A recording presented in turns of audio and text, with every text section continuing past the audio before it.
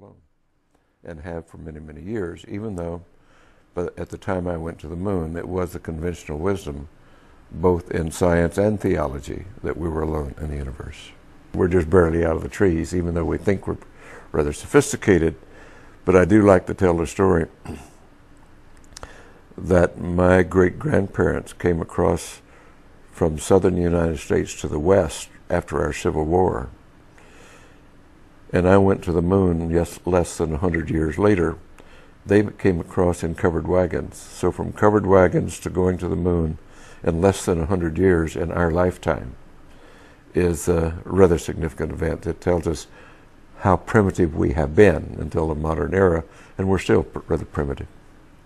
Because of my openness to these things, I did have many of the old-timers in the military and in the intelligence community over the years wanting to get it off their chest before they passed away, allowed me to interview them and talk to them about it. And so my ideas became fairly well solidified in the fact we've been visited.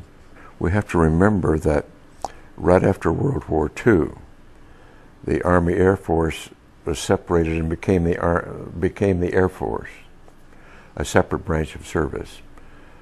And that the OSS, which was the Office of Special Services, was disbanded and eventually became the CIA.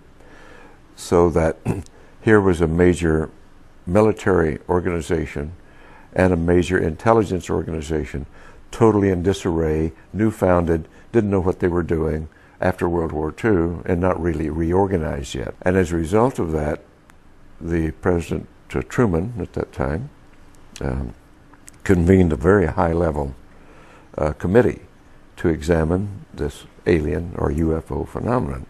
They did come to the conclusion that it was alien, and the military rightly came to the conclusion, if they're hostile, there's nothing we can do about it. Therefore, their choice was to deny it and to hush it up and create the National Security Act of 1947, which validated that deception and covered it up and allowed the group to go underground, as it were.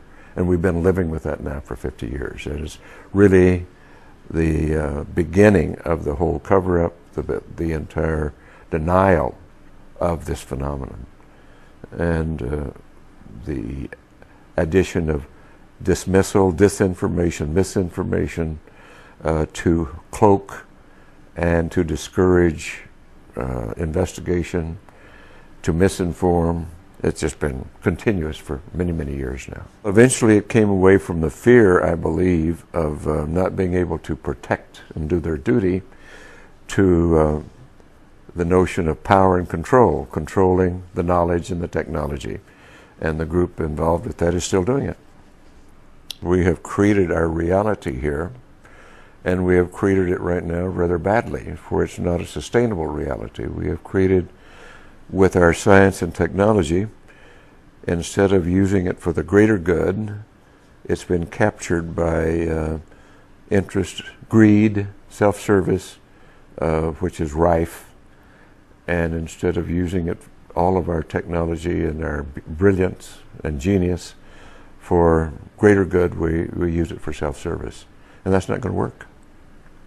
It's important that we look at our civilization, our place in history, use our tools of science for greater understanding, to promote the greater good, and that's what it's all about.